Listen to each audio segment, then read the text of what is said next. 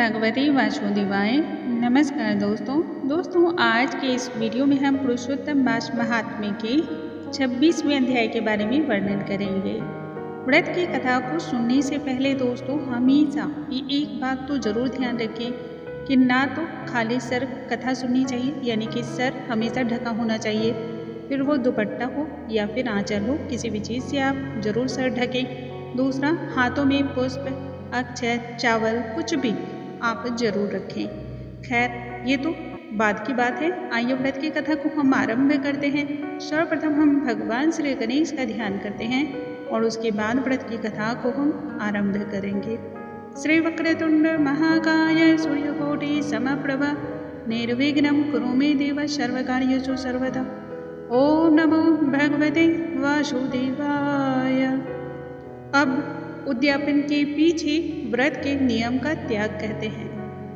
वाल्मीकि मुनि बोले, संपूर्ण पापों के नाश के लिए गरुड़ ध्वज भगवान की प्रसन्नता के लिए धारण किए व्रत नियम का विधिपूर्वक त्याग कहते हैं। हे राजन, नक्त व्रत करने वाला मनुष्य समाप्ति में ब्राह्मणों को भोजन करावे और बिना मांगे जो कुछ मिल जाए उसको खाकर रहने में सुवर्ण दान करना। अमावस्या में भोजन का नियम पालन करने वाला दक्षिणा के साथ गोदान देवे और जो आंवला जल से स्नान करता है वह दही अथवा दूध का दान देवे। हे राजन, फलों का नियम किया हो तो फलों का दान करें। तेल का नियम किया है अर्थात तेल को छोड़ा है तो समाप्ति में घृत दान करें और घृत का नियम किया है तो दूध का दान करें। हे राजन, धान्यों के नियम में गेहूं और साली चावल का दान करें। हे राजन, यदि पृथ्वी में शयन का नियम किया है तो रुई भरे हुए गद्दे और चांदनी के सहित अपने को सुख देने वाली तकिया आदि रखकर शैया का दान करें। वह मनुष्य भगवान को प्रिय होता है। जो मनुष्य पत्र में भोजन करता है वह ब्राह्मणों को भोजन करावे, घृत चीनी का दान करे। मौन व्रत में सुवर्ण के सहित घंटा और तिलों का दान करें। सपत्नीक ब्राह्मण को घृत युक्त पदार्थ से भोजन करावें। हे राजन, नख तथा केशों को धारण करने वाला बुद्धिमान दर्पण का दान करें। जूता का त्याग किया हो तो जूता का दान करें। लवण के त्याग में अनेक प्रकार के रसों का दान करें। दीप त्याग किया है तो पात्र सहित दीपक का दान करें। जो मनुष्य अधिक मास में भक्ति से नियमों का पालन करता है वह सर्वदा बैकुंठ में निवास करता है। तांबे के पात्र में घृत और सुवर्ण की बत्ती रखकर दीपक का दान करें। व्रत की पूर्ति के लिए फल मात्र का ही दान देवें। एकांत में वास करने वाला 8 घंटों का दान करें। वे घट सुवर्ण के हों या मिट्टी के, उनको वस्त्र और सुवर्ण के टुकड़ों के सहित देवे और मास के अंत में छाता जूता के साथ 30 मोदक का दान करें और भार ढोने में सामर्थ्य बैल का दान करें।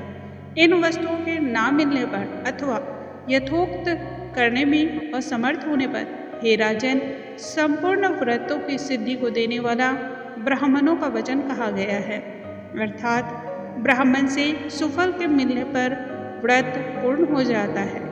जो मलमास में एक अन्न का सेवन करता है वह चतुर्भुज होकर परम गति को पाता है। इस लोक में एकान्न से बढ़कर दूसरा कुछ भी पवित्र नहीं है। एक अन्न के सेवन से मुनि लोग सिद्ध होकर परम मोक्ष को प्राप्त हो गए। अधिक मास में जो मनुष्य रात्रि में भोजन करता है वह राजा होता है। वह मनुष्य संपूर्ण कामनाओं को प्राप्त करता है, इसमें जरा भी संदेह नहीं है। देवता लोग दिन के पूर्वाहन में भोजन करते हैं और मुनि लोग मध्याह्न में भोजन करते हैं। अपराह्न में पितृगण भोजन करते हैं। इसलिए अपने लिए भोजन का समय चतुर्थ प्रहर कहा गया है। हे निराधीप, जो सब बेला को अतिक्रमण कर चतुर्थ प्रहर में भोजन करता है, हे जनाधीप, उसके ब्रह्म इत्यादि पाप नष्ट हो जाते हैं। हे महिपाल, रात्रि में भोजन करने वाला समस्त पुण्यों से अधिक पुण्य फल का भागी होता है और वह मनुष्य प्रतिदिन अश्वमेघ यज्ञ के करने के फल प्राप्त करता है। भगवान के प्रिय पुरुषोत्तम मास में उड़द का त्याग करें। वह उड़द छोड़ने वाला समस्त पापों से मुक्त होकर विष्णु लोक को जाता है। जो पातकी ब्राह्मण होकर यंत्र में तिल पेरता है, हे राजन, वह ब्राह्मण तिल की संख्या के अनुसार उतने वर्ष पर्यंत रौरव नरक में वास करता है। फिर चांडाल योनि में जाता है और कुष्ठ रोग से पीड़ित होता है।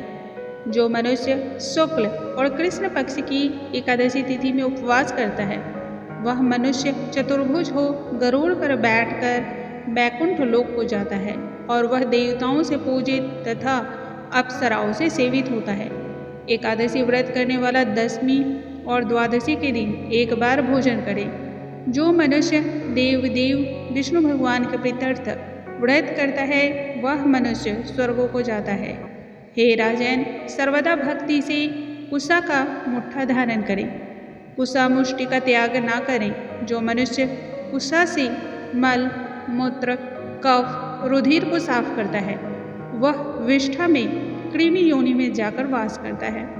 कुसा अत्यंत पवित्र कहे गए हैं, बिना कुसा की क्रिया व्यर्थ कही गई है, क्योंकि कुसा के मूल भाग में ब्रह्मा और मध्य भाग में जनार्दन वास करते हैं।